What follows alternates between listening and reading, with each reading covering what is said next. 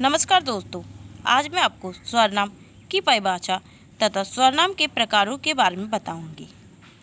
स्वरनाम के बारे में बताने से पहले मैं आपको बता दूं, अगर आपने मेरे चैनल को सब्सक्राइब नहीं किया है तो प्लीज़ पहले चैनल को सब्सक्राइब करें, साथ ही साथ बेल आइकन पर क्लिक करना ना भूलें। स्वरनाम की परिभाषा: जिस शब्द का प्रयोग संज्ञा के स्थान पर किया जाता है उसे स्वरनाम कहते हैं।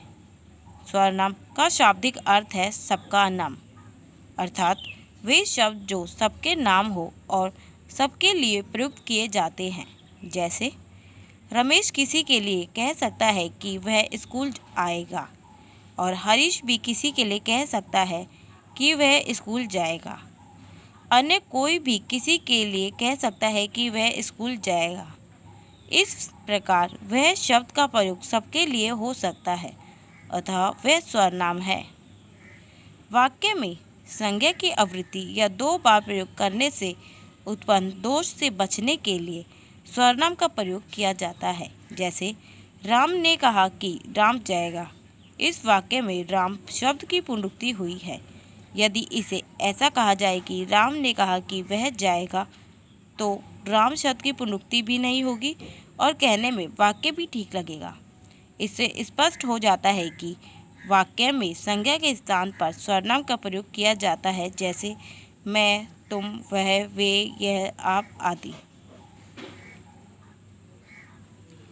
स्वरनाम के भेद: स्वरनाम के निम्नलिखित 6 भेद माने जाते हैं। पहला, पुरुषवाचक स्वरनाम। दूसरा, निश्चयवाचक स्वरनाम। तीसरा, अनिश्चयवाचक स्वरनाम। चौथा, संबंधवाचक स्वरनाम। पांचवा, प्रश्नवाचक स्वरनाम। छठा, निजवाचक स्वरनाम। पहला, पुरुषवाचक स्वरनाम।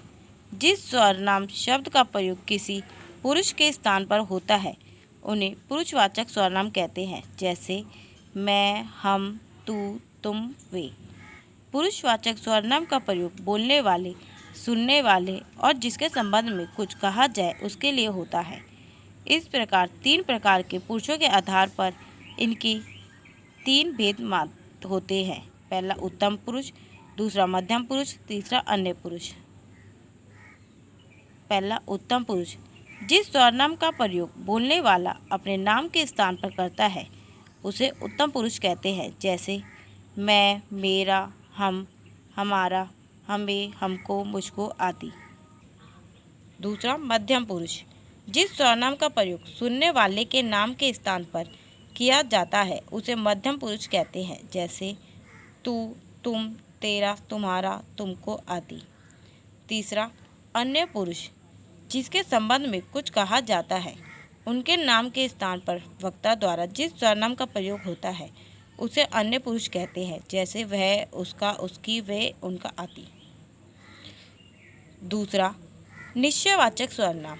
जिन स्वरनाम शब्दों के द्वारा किसी निश्चित वस्तु या व्यक्ति की ओर संकेत किया जाता है उन्हें निश्चयवाचक स्वरनाम कहते हैं। जैसे यह, ये, वह, वे, इन्हें, उन्हें आदि।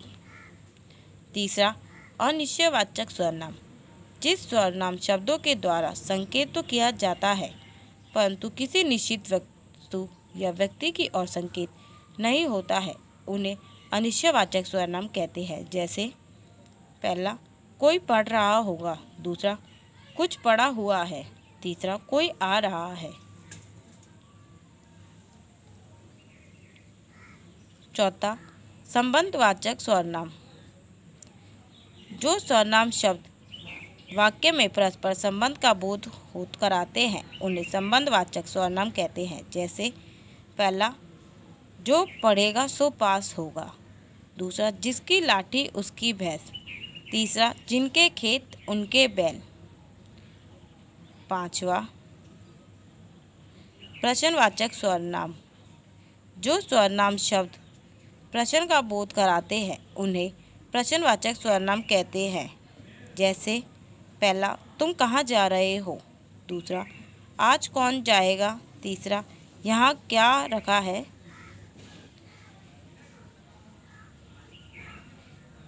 छठा, निजवाचक स्वरनाम।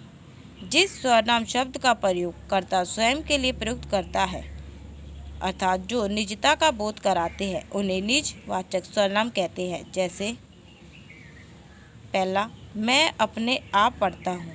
दूसरा, मैं आप आ जाऊँगा या मैं स्वयं आ जाऊँगा। विशेष, हिंदी में सर्वनाम शब्दों का लिंग संज्ञा के अनुसार होता है। सामान्यतः क्रिया प्रयोग से सर्वनाम के लिंग का बोध हो जाता है। जैसे पहला, मैं मर गया पुल्लिंग, मैं मर गई स्त्रीलिंग। दूसरा, वह जा रहा था पुल्लिंग, वह जा रही थी स्त्रीलिंग। इन वाक्यों में क्रिया के द्वारा ही मैं और वह सर्वनाम शब्दों के लिंग का बोध हो रहा है। तो दोस्तों, अगर आपको मेरी वीडियो अच्छी लगी हो, वीडियो को लाइक करें, चैनल को सब्सक्राइब करें, साथ ही साथ बेल आइकन पर क्लिक करना ना भूलें। दोस्तों, अगर मुझसे कोई त्रुटि हो गई हो तो कृपया मुझे क्षमा कर दें।